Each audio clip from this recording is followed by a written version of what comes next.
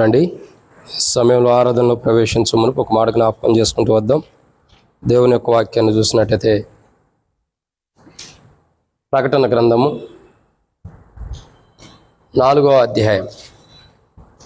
ప్రకటన గ్రంథము 4వ అధ్యాయము మనం చూసినట్లయితే మొదటి వచనాన్ని అందరం కలిసి చదువుకుందాం. ప్రకటన గ్రంథము 4వ అధ్యాయము మొదటి వచనాన్ని అందరం కలిసి చదువుకుందాం. ఈ సంగతులు జరిగిన తర్వాత నేను చూడగా, అదిగో పరలోకమందు ఒక తలుపు తెరవబడినను, మరియు నేను మొదటి వినిన స్వరము బోరధ్వని వలె నాతో మాట్లాడగా వింటిని. ఆ మాట్లాడిన వాడికి ఎక్కడికి ఎక్కి రమ్ము, ఇక మీదట జరగవలసిన వాటిని నీకు కనపరిచేది నేను. కాబట్టి ఇక్కడ మనం దేవుని యొక్క వాక్యాన్ని చూసినట్టయితే ఒక మాట రాయబడుతుంది. ఏంటి మాట అంటే, మనం గత కొన్ని రోజుల నుంచి చూస్తూ వస్తున్నాం. ఈ సంగతులు జరిగిన తర్వాత నేను చూడగా, అదిగో పరలోకమందు ఒక తలుపు తెరవబడిను, మరియు నేను మొదటి స్వరం వంటి స్వరమును బోరధ్వని వలె నాతో మాట్లాడగా వింటిని. ఎలాంటి స్వరాన్ని విన్నాడంటే, మొదటి స్వరం వంటి స్వరం. మరి మొదటి స్వరం ఎప్పుడైనా పడింది? ప్రకటన గ్రంథం మొదటి అధ్యాయం 10వ వచనం. ప్రభు దినమందు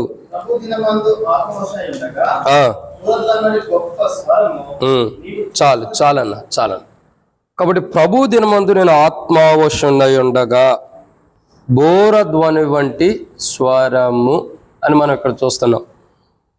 ప్రభు దినం అంటే ఆదివారము, పునరుద్ధానపు దినం అని మనం చూస్తూ వస్తున్నాం. తర్వాత ఇక్కడ మనం చూసేటటువంటి మాట ఏంటంటే, ఆయన మొదటి స్వరం విన్నప్పుడు ప్రభు దినం అని విన్నాడు. ఎలాంటి స్థితిలో ఉన్నప్పుడు విన్నాడంటే, ఆత్మావశుడై ఉన్నప్పుడు విన్నాడు. ఎలాంటప్పుడు? ఆత్మావశుడిగా చేయబడినప్పుడు ప్రభు మొదటి స్వరం అన్నది వినిపించబడుతూ వచ్చింది. ఆత్మావశుడు అంటే దీని గురించి చాలా కోణాలు ఉన్నాయి. కానీ ఒక మాటలో చెప్పాలంటే, వాక్యములో ఉండాడని అర్థం. ఎక్కడున్నాడు? వాక్యములో ఉండాడని ఒక అర్థం. ఇంకా ఆత్మావశులు అంటే అర్థం ఏంటంటే లీనమైపోయారని అర్థం. ఏంటి అర్థం? లీనమైపోయారు. ఇంకా ఆత్మావశులు అంటే అర్థం ఏంటంటే వారు మైమర్చిపోయారని అర్థం. ఏమర్థం? మైమర్చిపోయారు. కాబట్టి లీనమైపోయారు, మైమర్చిపోయారు, ఇంకా వాక్యంలో ఉన్నారని అర్థం. సో కాబట్టి దేవుని యొక్క వాక్యాన్ని చూసినట్లయితే కొన్ని మాటలు ఇక్కడ రాయబడుతూ వచ్చినాయి. ఇప్పుడు చూసే మాట ఏంటంటే, ఆత్మావశులంటే ఇంకొక మాట చెప్పొచ్చు, తమను తాము మర్చిపోయారని కూడా చెప్పొచ్చు. అంటే తమను తాము మర్చిపోయేంతగా లీనమైపోయారు వాళ్ళు. కాబట్టి ఆత్మావశులంటే ఇది. ఆత్మావశులంటే ఇలా ఉంటారు.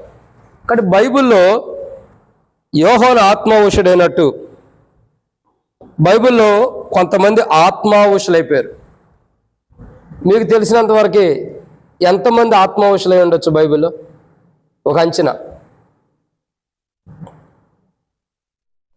ప్రకారం మీ వరకు తెలిసినవి చెప్పండి. ఎంతమంది?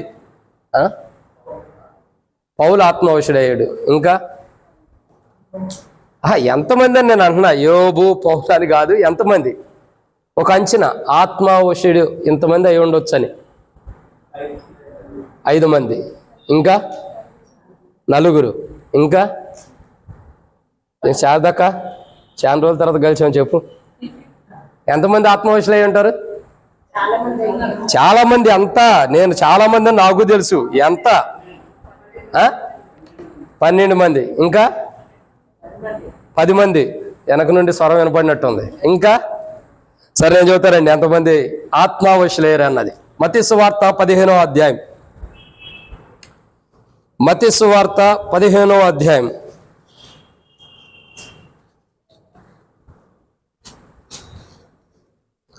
దేవుని యొక్క వాక్యాన్ని చూసినట్టయితే ఒక మాట రాయబడుతూ వచ్చింది. మత్తయి సువార్త 15వ అధ్యాయం 33వ వచనం నుండి. ఆయన శిష్యులు గొప్ప జన సమూహమును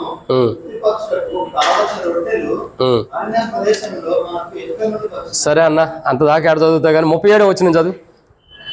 వారందరూ తిని తృప్తి పొందిన తృప్తి పొందిన మీదట మీదట మిగిలిన ముక్కలు ఉమ్, 7 గంపల నిండా ఎత్తిరి. ఉమ్, స్త్రీలను పిల్లలను తిన్నవారు 4000 మంది పురుషులు. అదే ఇప్పుడు ఒక మాటలో చెప్పాలంటే ఎంతమంది ఆత్మావశులయ్యారంటే 4000 మంది పురుషులు. ఎంతమంది? 4000 మంది పురుషులు. చిన్నపిల్లలు ఇంకో చోట 5000 మంది అని కూడా ఉంది కదా, ఇంకో చోట 5000 మంది తిని తృప్తి పొందిరని. సరే, ఇక్కడ రాయబడింది 4000 మంది కాబట్టి 4000 మంది చూస్తున్నాం. ఎంతమంది? 4000 మంది. మరి 4000 మంది ఆత్మవశులు అయ్యారా కాదా? ఎట్టయ్యారు? తిని తృప్తి పొంది ఆత్మవశులు అయిపోయినట్టేనా? అయితే నేను చెప్పే మాట ఏంటో తెలుసా అండి, ఆత్మవశులు అయిపోయారంటే 4000 మంది ఉంటారు. 4000 మంది ఆత్మవశులు ఎలా అయ్యారో తెలుసా? రండి, మత్తయి సువార్త 15వ అధ్యాయం 32వ వచనం. మత్తయి సువార్త 15వ అధ్యాయం 32. అంతటి యేసు తన శిష్యులను పిలిచి, ఆ, ఈ జనులు నేటికి 3 గంటల నుండి ఆ, ప్రయత్నం ఉన్నారు. ఆ, వారికి తిననేమీ లేదు కదా. ఆ, వారి మీద కనికరపడుతున్నారు. ఉమ్, వారు మార్గంలో పూర్తిపోదేమో అని వారిని ఉపవాసంతో పంపివేయటకు నాకు మనసు లేదని వారితో చెప్పగా, అది అంటే ఎన్ని దినముల నుండి ఉంటారండి? 3 దినాలు అన్నాలు తినుకోకుండా వాళ్ళు ఏం చేస్తున్నారు? ప్రభు ఏం చెప్తున్నాడో ప్రభు చెప్పే మాటలు వింటున్నారు. అంటే 3 దినములు వాళ్ళు ప్రభు మాటలు వింటున్నారంటే వారి జీవితాల్లో ఎంత గొప్ప ఆత్మవశులై ఉండారో ఆలోచించండి. 3 దినములు. ఇంకా ఒక కోణంలో చెప్పాలంటే 3 దినములు పిల్లలు స్త్రీలు కాకుండా 4000 మంది ఆత్మవశులుగా, తమను తాము ఆత్మవశులుగా చేయబడిన అనుభవంలో. ఎలాగూ? వాక్యంలో ఉండిపోతూ వచ్చారు వాళ్ళు. ఒక మాటలో చెప్పాలంటే వాక్యంలో లీనమైపోతూ వచ్చారు. ఏమవుతూ వచ్చారండి?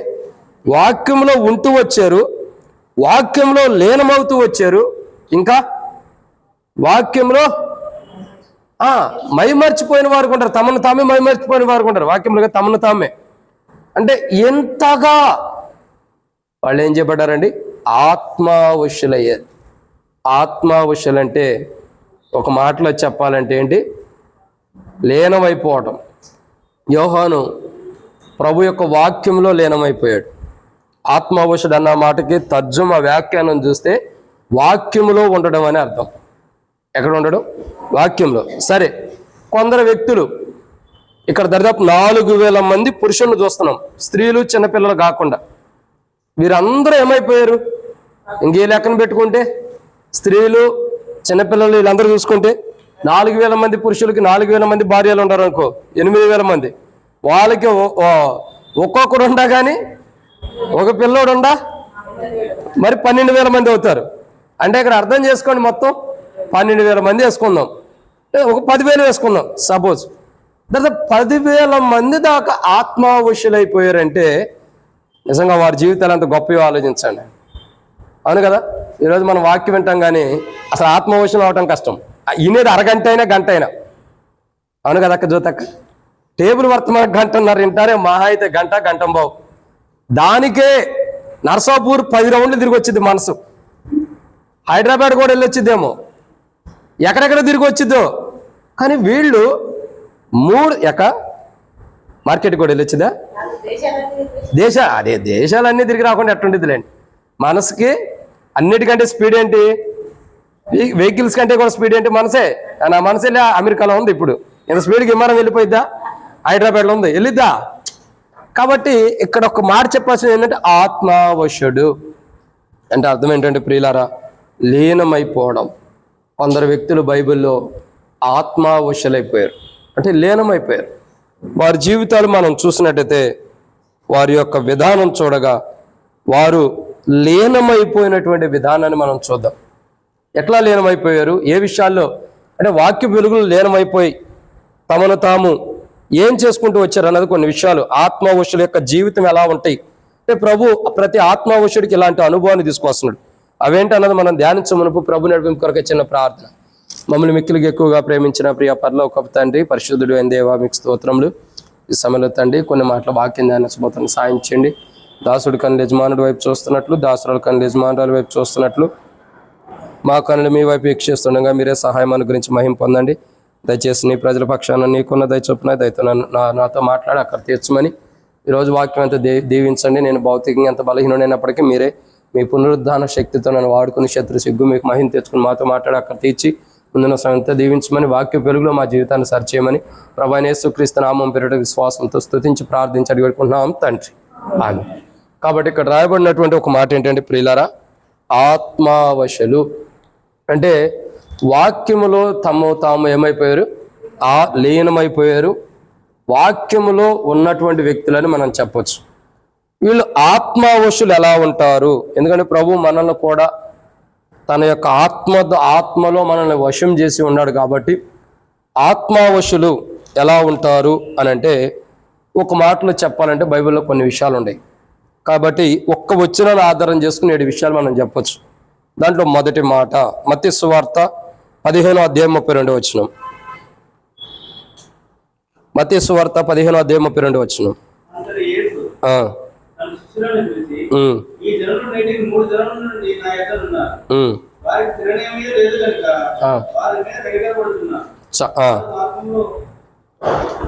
చాలన్న. కాబట్టి ఇక్కడ మనం దేవుని యొక్క వాక్యాన్ని చూసినట్టయితే ఆత్మావశులకి దేవుడు చేస్తుంది, లేదా ఆత్మావశులు ఎలా ఉంటారు అని అంటే ఒక మాటలో మనం జ్ఞాపకం చేసుకున్నట్టయితే ఆత్మావశులు అనేవారు చాలా కోణాలు మనం చూస్తూ వచ్చి ఉండొచ్చు. బైబిల్లో ఆత్మావశుల గురించి కొన్ని మాటలు జ్ఞాపకం చేద్దాం. అయితే ఇక్కడ ఒక మాటను మనం జాగ్రత్తగా చూసినట్టయితే ఆత్మావశులకి ప్రభు ఇచ్చినవి, అర్థమవుతుందండి, ఆత్మావశులుగా అయిన వారికి ప్రభు ఇచ్చినవి అని మనం చూస్తాం. వాటిలో మొదటిది ఏం చేశాడు ఆత్మావశులకి? రండి, మత్తయి సువార్త 15వ అధ్యాయం 36వ వచనం. మత్తయి సువార్త 15వ అధ్యాయం 36వ వచనం. ఆత్మావశులైన వారికి ప్రభు ఇచ్చినవి.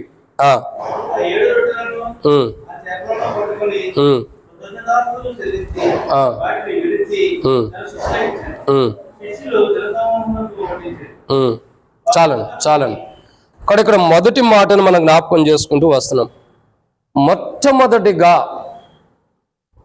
ఆత్మావశులైన వారికి ప్రభు ఇస్తున్నది ఏంటంటే కృతజ్ఞతాస్తుతులు చెల్లించి. అంటే అర్థం ఏంటి?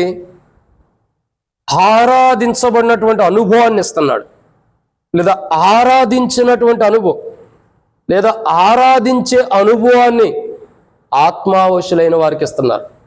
ఒక వ్యక్తి ఆత్మావశుడైపోతే, ఒక వ్యక్తి దేవుని ఆత్మలో వశమైపోతే, ఒక వ్యక్తి దేవుని ఆత్మలో కలిసిపోయి ఉంటే, ఒక వ్యక్తి వాక్యములో నిండిపోయి ఉంటే, ఒక వ్యక్తి వాక్యములో ఉంటే, ఒక వ్యక్తి దేవుని ఆత్మలో లీనమైపోతే ఆ వ్యక్తి ఎలా ఉంటాడంటే మొట్టమొదటిగా చూసినట్టు ఆ వ్యక్తి ప్రభువుని ఆరాధించే అనుభవాన్ని కలిగి ఉంటాడు. ఏం కలిగి ఉంటాడండి? ప్రభువుని ఆరాధించే అనుభవం.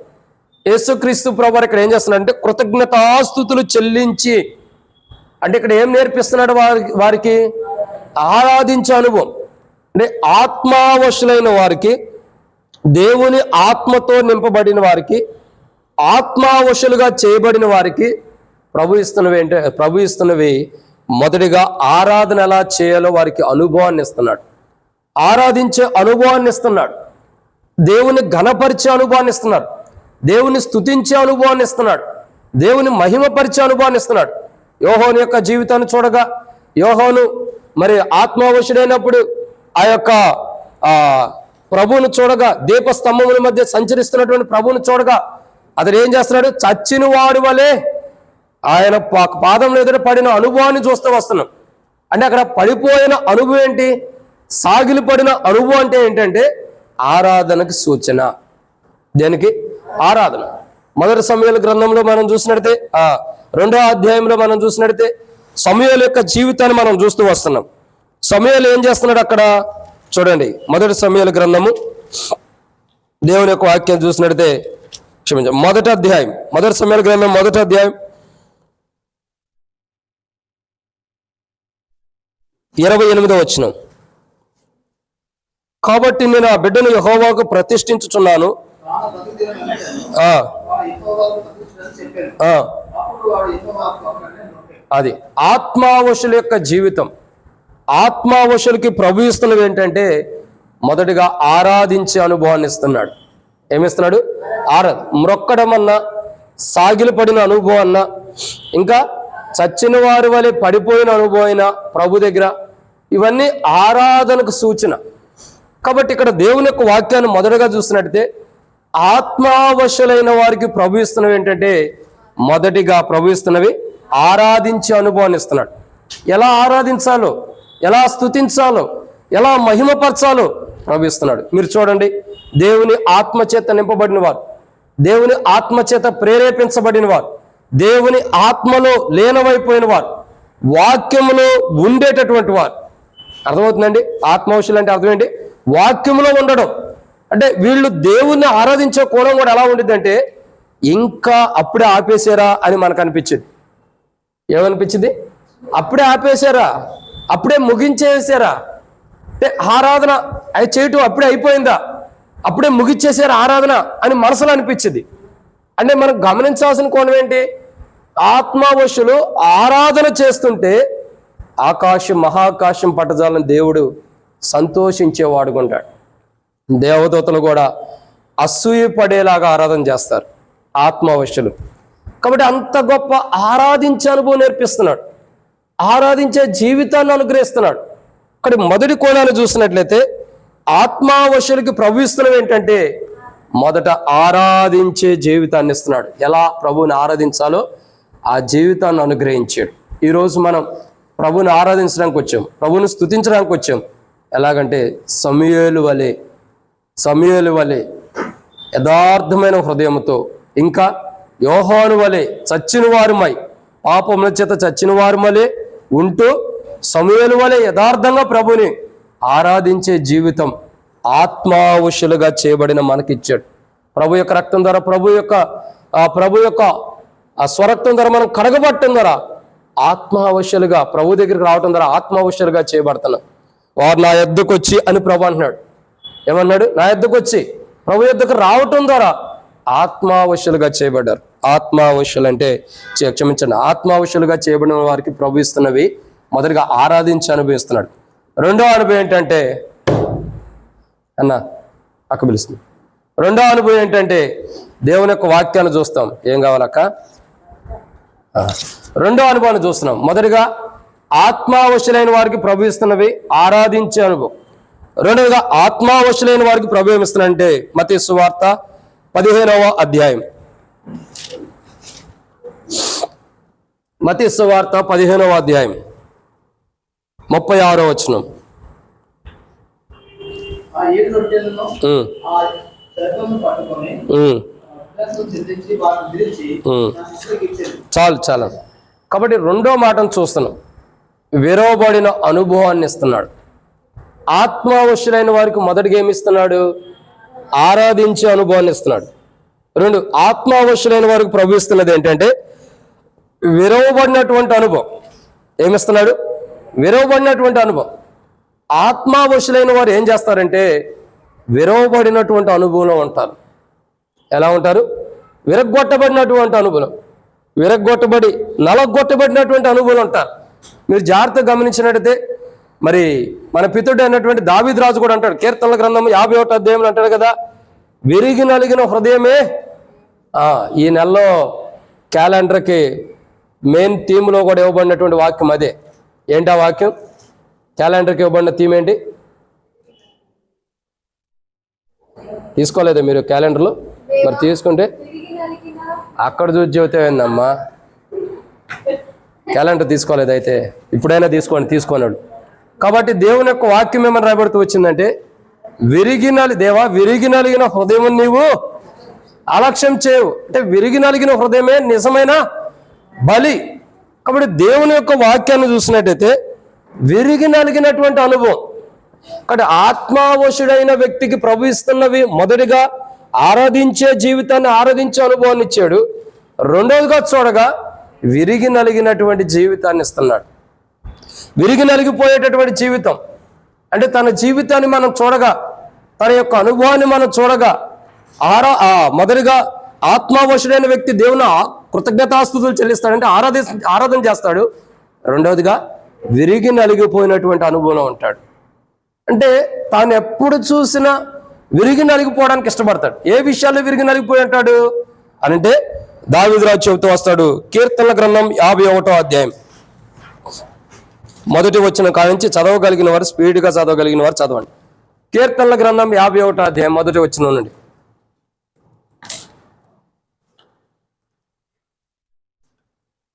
దేవా, నీకు కృతజ్ఞతలను సమర్పించుకుంటున్నాను.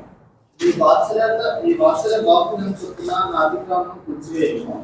నా దోషం పడి నేను చదువుతా చూడు బ్రదర్. దేవా, నా దోషం పోనట్లు నన్ను బాగుగా కడుగుము, నా పాపం పోనట్లు నన్ను పవిత్రపరచుము. నా అతిక్రమం నాకు తెలిసి ఉన్నవి, నా పాపం ఎల్లప్పుడు నా ఎదుటే ఉన్నది. నీకు కేవలం నీకే విరోధంగా నేను పాపం చేసి ఉన్నాను, నీ దృష్టి ఎదుటి నేను చెడుతనం చేస్తున్నాను. కావున ఆజ్ఞ ఇచ్చినప్పుడు నువ్వు నీతిమంతుడుగా అగుపడదు, తీర్పు తీర్చినప్పుడు నిర్మాణుడుగా అగుపడదు. ఇది చదవడం. కాబట్టి ఇలా చదవాలి. కాబట్టి దేవుని యొక్క వాక్యాన్ని చూసినట్టయితే బైబిల్లో రాయబడినటువంటి మాట, విరిగి నలిగిన వ్యక్తి ఎలా ఉంటాడంటే ప్రియులారా, విరిగి నలిగిపోతున్న వ్యక్తి ఏ విషయాల్లో విరిగి నలిగిపోతాడంటే పాపం విషయమే విరిగి నలిగిపోతాడు, అతిక్రమముల విషయమే విరిగి నలిగిపోతాడు, దోషముల విషయమే విరిగి నలిగిపోతాడు. ఇంకేముంది అక్కడ మీరు చెప్పడానికి? దేవునికి విరోధముగా చేసినట్టు పాపం విషయమే విరిగి నలిగిపోతారు. ఇంకా చెడుతనాన్ని బట్టి విరిగి నలిగిపోతాడు. అంటే ఒక వ్యక్తి విరిగి నలిగిపోయే అనుభవాలు ఇవన్నీ. ఒక వ్యక్తి విరిగి నలిగిపోవటం, పాపాన్ని బట్టి విరిగి నలిగిపోతాడు, చెడుతనాన్ని బట్టి విరిగి నలిగిపోతాడు, ఇంకా అతిక్రమములను బట్టి విరిగి నలిగిపోతాడు, దోషములను బట్టి విరిగి నలిగిపోతున్నాడు, ఇంకా దేవునికి విరోధంగా చేసినటువంటి పాపం, దేవుని ఆజ్ఞని మీరి చేసినటువంటి తప్పులను బట్టి కూడా విరిగి నలిగిపోతాడు. ఆ వ్యక్తే నిజమైన విధానంలో ఆత్మావశుడు కలిగి ఉండే లక్షణం. ఆత్మావశులకు ప్రభు ఇస్తున్నటువంటిది మొదటిగా ఆరాధించే జీవితాన్ని ఇస్తున్నాడు. రెండోదిగా విరిగి నలిగిన అనుభవం. అంటే ఆత్మావశులు ఎలా ఉంటారంటే పాపం విషయమే విరిగిపోతారు, దోషముల విషయమే విరిగిపోతారు, అతిక్రమణ విషయమే విరిగిపోతారు, ఇంకా చెడు విషయమే విరిగిపోతారు, ఇంకా దేవునికి విరోధమైన జీవితం విషయమే విరిగిపోతారు. ఇంక ఇన్ని విరిగిపోయినోడు ఎలా ఉంటాడు? మరి ఇన్ని విరిగిపోయినోడు ఎలా ఉంటాడు? కాళ్ళు చేతులు విరిగిపోయినాయి అనుకోండి, మరి అంతే కదా. కాళ్ళు చేతులు విరిగిపోతే ఎలా ఉంటుంది? చచ్చిన వాడు వాళ్ళే. అందుకే అంటారు కదా, చచ్చిపోయిన స్థితిలో ఉన్న మనల్ని ఆయన తిరిగి లేపాడు, మరణంలో నుండి జీవంలోకి దాటిస్తున్నాడు. కానీ ఇక్కడ రెండో కోణాన్ని మనం చూసినట్టే, ఒక మానవుడు, ఆత్మావశుడైన మానవుడు, ప్రభు ఆత్మావశులకి ఇస్తున్నది మొదటిగా ఆరాధించే జీవితం, రెండోదిగా విరిగి నలిగిపోయినటువంటి జీవితం. అందుకే వారిని అలక్ష్యం చేయడు. ఏం చేయడు? అలక్ష్యం చేసే దేవుడు కాదు, వారి యందు లక్ష్య పెడతాడు, వారి యందు దృష్టి పెట్టే దేవుడు. అంటే పాపం విషయమై విరిగిపోయిన వాడు, అతిక్రమణ విషయమై విరిగిపోయిన వాడు, దోషముల విషయమై విరిగిపోయిన వాడు, ఇంకా దేవునికి విరోధంగా చేసిన తప్పు విషయమై విరిగిపోయిన వాడు, చెడుతనాన్ని బట్టి విరిగిపోయినటువంటి వ్యక్తిని దేవుడు అలక్ష్యం చేయడు. ఎందుకంటే ఆ వ్యక్తి ఆత్మావశుడుగా ఉన్నాడు, విరగాల్సిన విషయాల్లో విరిగిపోతూ వస్తున్నాడు. మన జీవితాలు ఈరోజు విరిగిపోయిన అనుభవాలు ఉంటాయా? ఇంకా మిగిలి చెట్టు కొట్టేసిన తర్వాత దాని మొద్దులో నుండి ప్రకాశించేటటువంటి ఆ యొక్క పచ్చని చిగురు వలె ఉండామా? అంటే చెట్టు కొట్టేసిన దాని మొద్దులో నుండి ఏమొచ్చింది? చిగురు వచ్చింది. ఇంకా అది విరిగిపోలేదని అర్థం, ఇంకా అవి నలిగిపోలేదని అర్థం, విరిగి నలిగిన అనుభవం లేదని అర్థం. కాబట్టి ప్రియులారా, దేవుని యొక్క వాక్యాన్ని చూసినట్లయితే రెండో మాటను మనం చూస్తున్నాం. ఆత్మావశుడైన వారికి ప్రవహిస్తున్నవి మొదటిగా ఆరాధించే జీవితం, రెండోదిగా విరిగి నలిగినటువంటి జీవితం, విరిగినటువంటి అనుభవం, విరిగినటువంటి జీవితం. పాపం విషయమై, లోకం విషయమై, అన్ని విషయాల్లో కూడా విరిగిపోయినటువంటి అనుభవాన్ని ఇస్తున్నాడు. మూడోదిగా దేవుని యొక్క వాక్యాన్ని చూసినట్లయితే మత్తయి సువార్త 15వ అధ్యాయం 36వ వచనం, ఆత్మావశులైన వారికి ప్రవహిస్తున్నవి. మత్తయి సువార్త 15వ అధ్యాయం 36వ వచనం. ఆ 7 రొట్టెలను ఆ చేపలను పట్టుకొని విగ్రహాలకు చెల్లించి వాటిని విరిగి తన శిష్యులకు ఇచ్చారు. శిష్యులు జనసమూహమునకు వడ్డించి చాలను. కాబట్టి ఇక్కడ చూస్తున్న మూడో మాట ఏం చేయబడుతూ వచ్చిందండి? శిష్యులకి ఇచ్చాను. శిష్యులు ఏం చేస్తున్నారు? జనసమూహానికి ఇస్తున్నారు. అంటే ఇక్కడ మనం చూసేటటువంటి మూడో మాట ఏంటంటే ఇవ్వబడిన అనుభవం. ఒక మాటలో చెప్పాలంటే ప్రభు ద్వారా ఆశీర్వదించబడినవి పొందుకుంటున్నారు. ఆత్మావశులైన వారు ఏం చేస్తున్నారు? ప్రభు ద్వారా ఆశీర్వదించబడిన వాటిని పొందుకుంటున్నారు. నిజంగా ఎంత గొప్ప ధన్యతో చూడండి. ఒక ఆత్మావశుడైన వ్యక్తి, ఒక ఆత్మావశులుగా ఉన్నటువంటి వ్యక్తులకి ఏం జరుగుతుందండి? ప్రభు ద్వారా ఆశీర్వదించబడినటువంటి వాటిని పొందుకుంటున్నారు. ఈరోజు మనం దేవుని యొక్క వాక్యాన్ని చూసినట్టయితే బైబిల్లో మూడో మాటను మనం చూస్తున్నాం. ఆత్మావశులైన వారికి ప్రభు ఇస్తున్నవి మొదటిగా ఆరాధించే జీవితాన్ని ఇస్తున్నాడు, రెండోదిగా విరిగి నలిగినటువంటి జీవితాన్ని ఇస్తున్నాడు, మూడోదిగా చూసినట్లయితే ప్రభు ద్వారా ఆశీర్వదించబడినవి పొందుకునే జీవితాన్ని ఇస్తున్నాడు. ఏదైతే ప్రభు ద్వారా ఆశీర్వదించబడిందో ఆశీర్వదించబడినవన్నీ కూడా పొందుకునే జీవితాన్ని ఇస్తున్నాడు. నిజంగా ఎంత గొప్ప ధన్యత! ఒక ఆత్మావశుడికి ఎంత గొప్ప ధన్యత చూడండి. ప్రభు ద్వారా ఏవేవైతే ఆశీర్వదించబడుతున్నాయో అవన్నీ పొందుకునే ధన్యత. ఈరోజు మనం ఎన్నో వాటిని పొందుకుంటూ వస్తున్నాం, ఎన్నో వాటిని కలిగి ఉంటున్నాం, ఎన్నో వాటిని ప్రభు ద్వారా పొందుకుంటూ వస్తున్నాం. వీటన్నిటికి కారణం ఏంటంటే ప్రభు ఆశీర్వదించేవటం. ఒక ఆత్మావశుడైన వారికి ప్రభు ఇస్తున్నవి ఏంటంటే ఎన్నో మాట ఇది మూడోదిగా ఏం చేస్తున్నాడు? ప్రభు ఆశీర్వదించినవి ఇస్తున్నాడు. ఏవైతే ఆశీర్వదించాడో ఆ ఆశీర్వాదంతో కూడినది ఆత్మావశుడైన వాడికి ఇస్తున్నాడు. అంటే ప్రభు తన ఏదైతే ఆశీర్వాదంతో కూడినది ఇచ్చాడో, ఏదైతే ఆశీర్వదించబడి ఉందో ఆశీర్వాదంతో కూడినది ఏం చేయబడుతుంది? ఆత్మావశుడైన వాడికి ఇవ్వబడుతూ వస్తుంది. ఆత్మావశులకి ఇస్తున్నవి ఒకటి ఆరాధించే జీవితం, రెండు విరిగినటువంటి జీవితము, మూడు ఆశీర్వాదాన్ని ప్రభు ద్వారా ఆశీర్వాదించబడిన వాటిని పొందుకునే జీవితాన్ని ఇస్తున్నాడు. ఇక నాలుగోదిగా చూసినట్లయితే మత్తయి సువార్త 15వ అధ్యాయం 36వ వచనం. ఆ 7 రొట్టెలను ఆ చేపలను పట్టుకొని చెల్లించి వాటిని విరిచి తన శిష్యులకు ఇచ్చెను. శిష్యులు జనసమూహమునకు వడ్డించిరి. అది కాబట్టి ఇక్కడ మనం చూస్తున్నటువంటి ఎన్నో మాట అండి ఇది నాలుగోదిగా మనం చూస్తూ వస్తున్నాం. ఏంటి నాలుగో మాట అంటే ప్రియులారా దేవుని యొక్క వాక్యాన్ని చూస్తున్నాం. వడ్డించిరి. వడ్డించడం అంటే అర్థం ఏంటి? వడ్డించిరి అంటే అర్థం ఏంటి? పంచిపెట్టడం. ఇంకా వడ్డించిరి అంటే అర్థం ఏంటి? ఇంకేమైనా ఉండయా?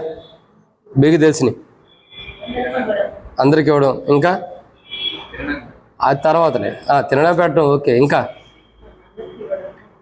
ఇంకా కాబట్టి ఇక్కడ మనం దేవుని యొక్క వాక్యం చూసినట్టయితే నాలుగో మాట ఆత్మావశులైన వారికి ప్రభు ఇస్తున్నవి ఒకటి ఆరాధించే జీవితం, రెండు విరిగి నరిగినటువంటి జీవితం, మూడు ఆశీర్వాదాన్ని పొందుకునే జీవితం, ఆశీర్వాదించబడినవైనా ఆశీర్వాదాన్ని పొందుకునే జీవితం, నాలుగవదిగా వడ్డించిరి అంటే అర్థం ఏంటంటే జన సమూహమునకు వడ్డించిరి. ఈ వడ్డించడం అంటే అర్థం ఏంటంటే ప్రభు దగ్గర ఉన్నవన్నీ పొందుకోవటం.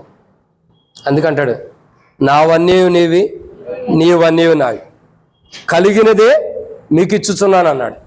అంటే ఇక్కడ వడ్డించడం అంటే అర్థం ఏంటంటే ఏంటి చెప్పండి? వడ్డించడం అంటే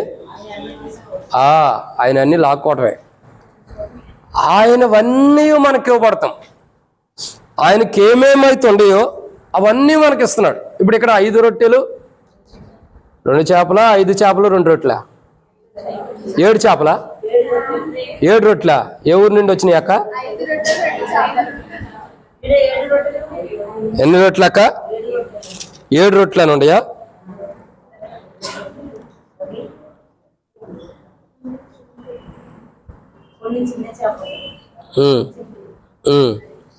సరే 7 రొట్టెలు ఉన్నాయి. ఇంకో చోట 5 రొట్టెలు అని రాయబడుతూ వచ్చినాయి. చేపలు అయితే ఎన్ని ఉండే? కొన్ని. ఇంకో చోట అది. కాబట్టి ఇక్కడ దేవుని యొక్క వాక్యాన్ని చూసినట్టయితే ప్రియులారా, సరే ఇక్కడ రాయబడినటువంటి కోణాన్ని చూసినట్టయితే ఆయనకు కలిగినవన్నీ మనకు ఇవ్వబడుతుంది. ఒక ఆత్మావశుడైన వ్యక్తికి ప్రభు ఇస్తున్నవి ఏంటంటే తన కలిగినదంతయు మనకిచ్చేస్తున్నాడు. కలిగినదేది ఆయన లేకుండా ఏది కలగల. కలిగినదేది ఆయన లేకుండా ఏది కలగల. ప్రపంచంలో ఆయన ద్వారానే సృజించబడి, అది అపోస్తలుడైన పౌలు హెబ్రీయులకు రాసిన పత్రిక 1వ అధ్యాయం 2వ వచనంలో మనం చూస్తూ వస్తాం. ప్రపంచములు అన్నీ ఆయన ద్వారా నిర్మించబడి అని, ఆయన ద్వారా రూపించబడి. మానవుడు ఆయన రూపంలో రూపించబడ్డాడు, మానవుడు ఆయన ద్వారా రూపించబడ్డాడు. అంటే దీన్ని బట్టి ఇక్కడ మనం గమనించాల్సింది ఏంటంటే ఆయనకు కలిగినవన్నీ కూడా మనకిచ్చేస్తున్నాడు. ఒక ఆత్మావశుడైన వ్యక్తికి ఆయన కలిగినవన్నీ ఇవ్వటానికి ఇష్టపడుతున్నాడు. తన స్వరూపాన్ని ఇచ్చాడు. మొదట ఏమిస్తున్నాడండి? తన స్వరూపం.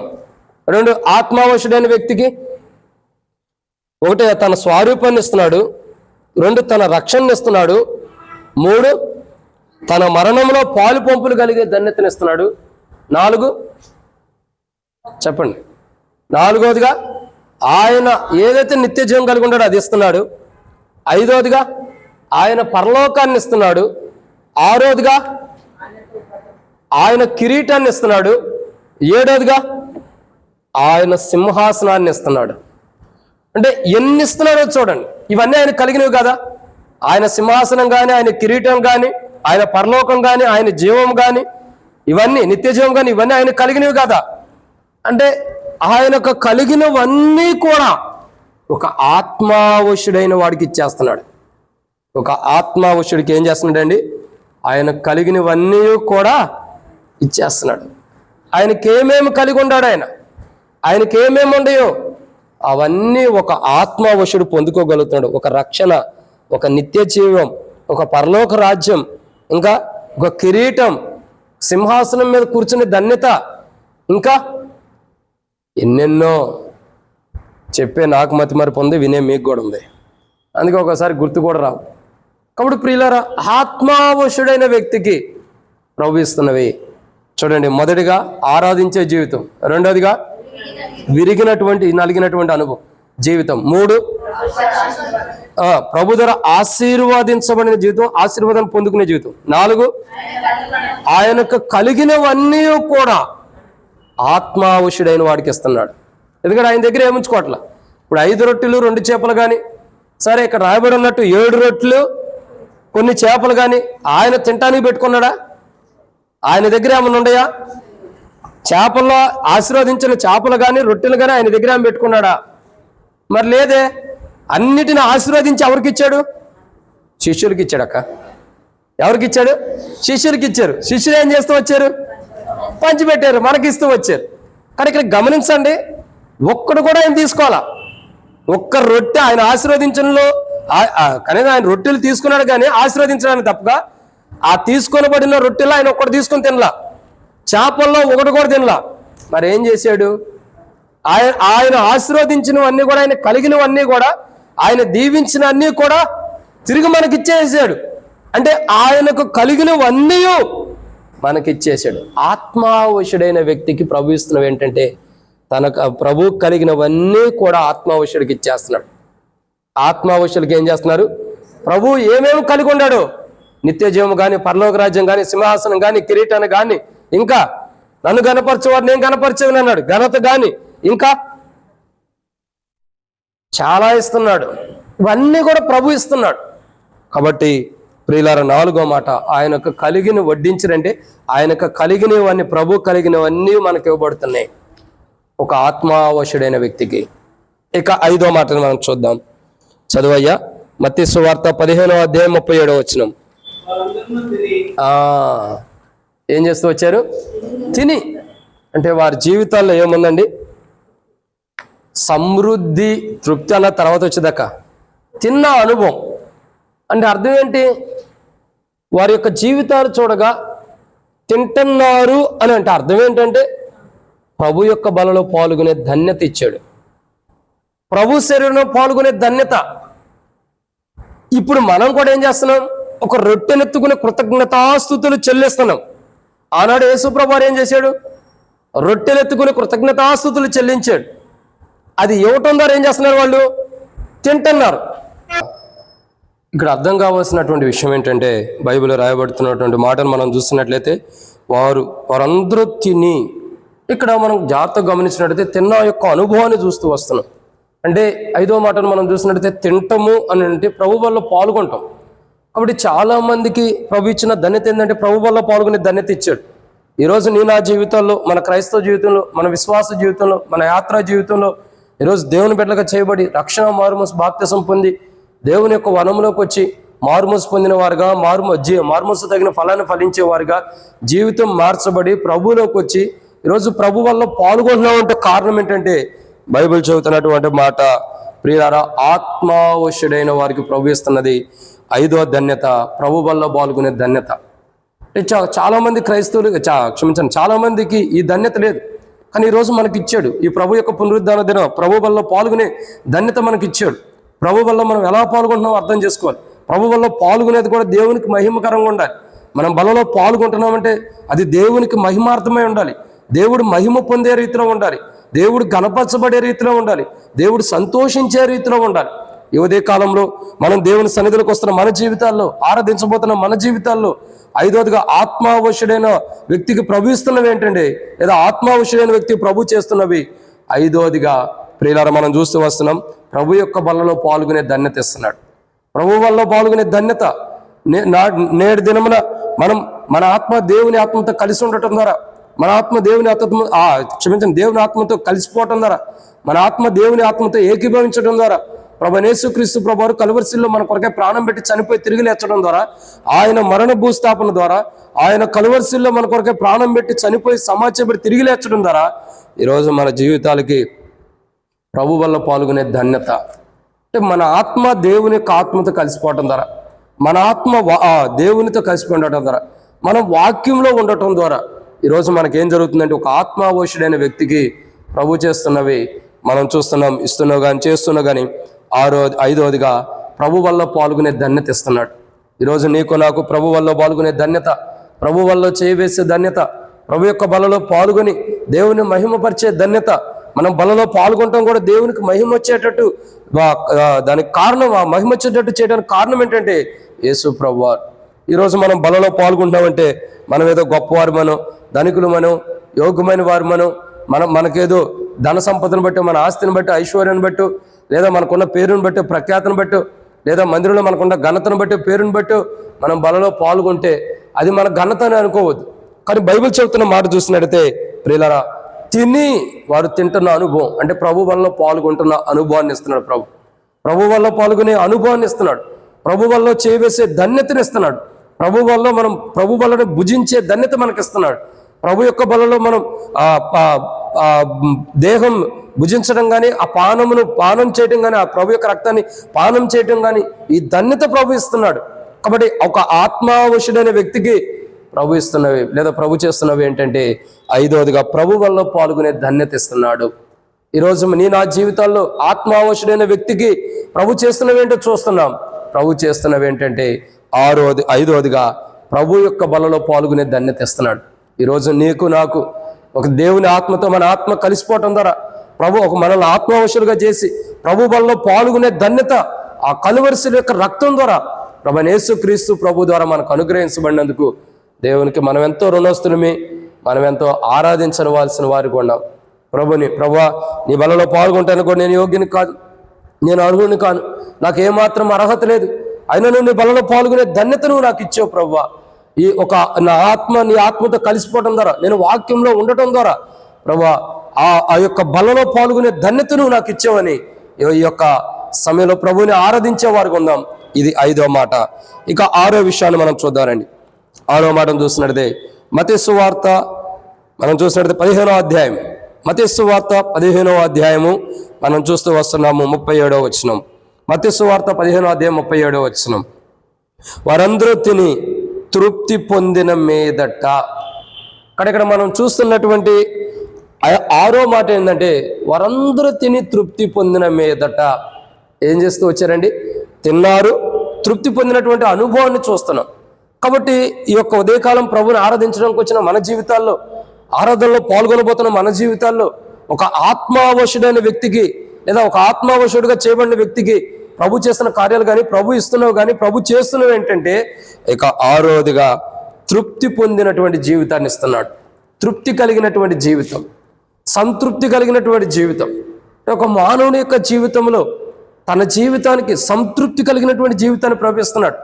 సంతృప్తితో నింపబడినటువంటి జీవితం, ఎంతో ఆనందంతో, ఎంతో సంతోషంతో తృప్తి కలిగినటువంటి జీవితాన్ని ఇస్తున్నాడు. ఈరోజు మానవుని యొక్క జీవితంలో ఆహారం తింటున్నారు కానీ తృప్తి లేదు, భోజనం చేస్తున్నారు కానీ తృప్తి లేదు, మందిరానికి వస్తున్నారు కానీ తృప్తి లేదు, దేవుని సన్నిధిలో గడుపుతున్నారు కానీ తృప్తి లేదు, దేవుని సన్నిధిలో జీవిస్తున్నారు కానీ తృప్తి లేదు. ఇలా తృప్తి లేనటువంటి జీవితం కలిగిన మానవుల్ని తృప్తిపరచడం కొరకు ఆయన కలువరిశిలో తన ప్రాణంని పెట్టి మన కొరకై కలువరిశిలో ప్రాణం పెట్టి చనిపోయి తిరిగి లేచిన వాడు ఉంటాడు. ప్రియమైన దేవుని బిడ్డలారా, మనం ఇక్కడ చూసినటువంటి 6వ మాటను చూసినట్లయితే యేసుక్రీస్తు ప్రభు వారి యొక్క కృప ద్వారా, ఆయన యొక్క మరణ భూస్థాపన పునరుద్ధానం ద్వారా, ఆయన కలువరిశిలో ప్రాణం పెట్టి చనిపోయి తిరిగి లేచడం ద్వారా తృప్తి లేని మనకి తృప్తి కలిగినటువంటి జీవితాన్ని మనకిచ్చాడు.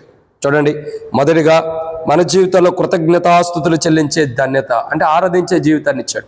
2 విరిచి అంటే విరవబడినటువంటి అనుభవం. 3 శిష్యులకి ఇచ్చను అంటే అక్కడ మనం చూస్తున్న ఆ తన కలిగినవనే మనకి ఇచ్చిన అనుభవం చూస్తున్నాం. వడ్డించిరి, ఇది కూడా మనం చూస్తూ వస్తున్నాం. కాబట్టి ప్రియులారా, ఇక 5వ కోణం చూసినట్టయితే ఆ తిన్నటువంటి అనుభవం అంటే ప్రభు వల్ల పాల్గొనే ధన్యత. ఇక 6వదిగా చూసినట్టయితే తృప్తి కలిగినటువంటి అనుభవం. ఈరోజు మానవుడి జీవితాల్లో, కుటుంబాల్లో తృప్తి లేదు. మానవుని యొక్క కుటుంబ జీవితాల్లో తృప్తి లేనటువంటి జీవితం, అసంతృప్తిగా మానవుడు జీవిస్తూ వస్తున్నాడు. భార్యాభర్తల మధ్యలో అసంతృప్తి, పిల్లల తల్లిదండ్రుల మధ్యలో అసంతృప్తి, ఇంకా చెప్పాలంటే కుటుంబాల్లో అసంతృప్తి, ఇంకా దేవుని సన్నిధిలో కూడా అసంతృప్తి. దేవుడేదో చేయలేదు, దేవుడేదో చేయట్లేదు, దేవుడు నా ఎడలేదో కార్యం చేయట్లేదు, దేవుడు నా ఎడలేదో ఈ బహుమానం చేయలేదు, అది చేయలేదు, ఇది ఇచ్చేలేదని అసంతృప్తితో ఉన్నటువంటి జీవితాలు మనకి ప్రియులారా.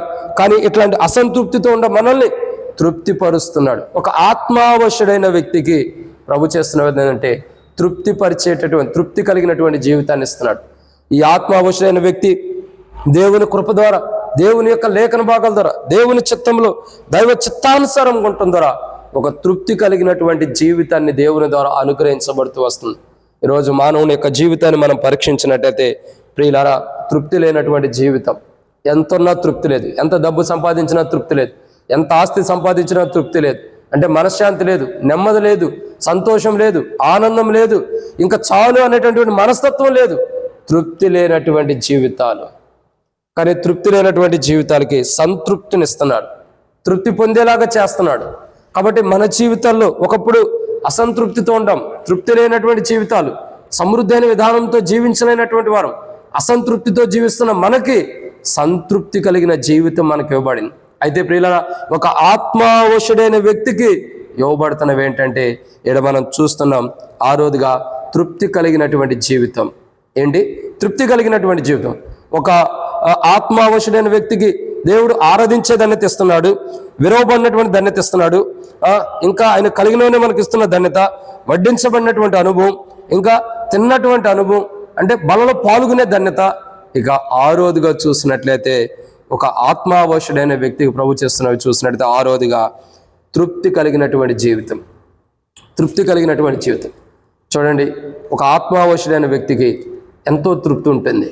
నేను దేవుని మందిరంలో ఉండా, దేవుని సన్నిధిలో ఉండా, దేవుని మాటల ద్వారా నేను వింటూ వచ్చా, ఈరోజు దేవుని వాక్యాన్ని విన్నా, దేవుడు నాతో మాట్లాడాడు, ఈరోజు దేవుడు నాతో మాట్లాడడం ద్వారా నాకు ఎంతో సంతోషం ఉంది.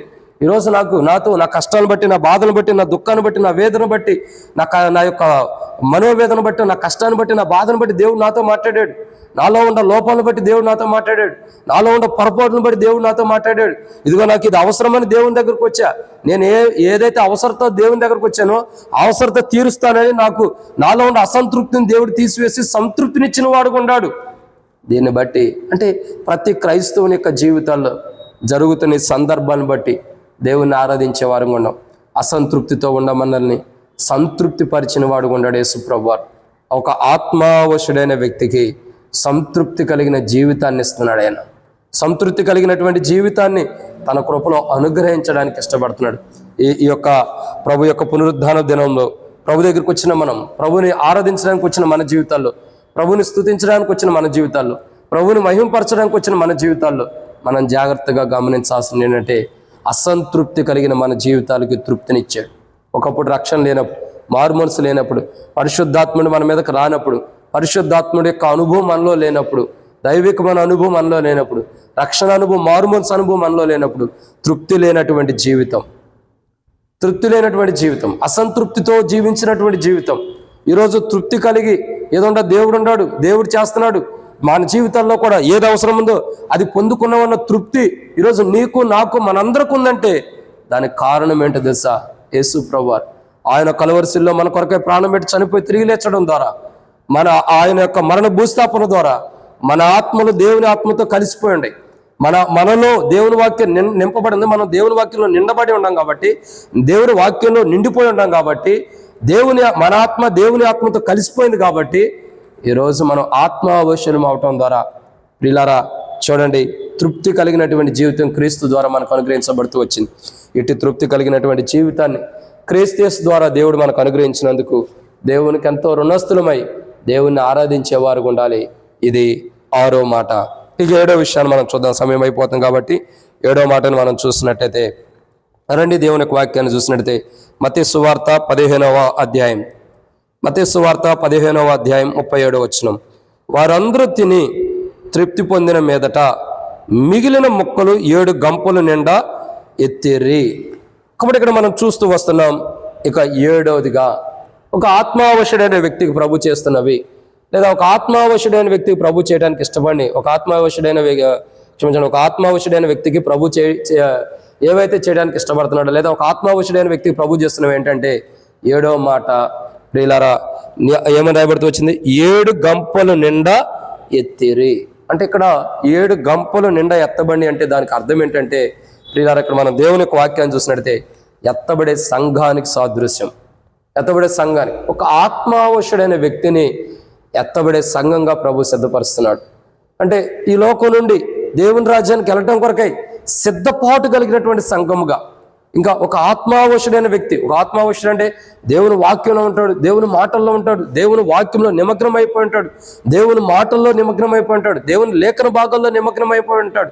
మనుషుల వైపు లోకం వైపు చూడకోకుండా దేవుని లోపటే, అంటే దేవుని వాక్యం దేవుని మాటలో దేవునిలోనే నివసిస్తూ ఉంటాడు, దేవునికి వెలుపడి ఉండటానికి ఇష్టపడ్డు ఒక ఆత్మావశుడైన వ్యక్తి.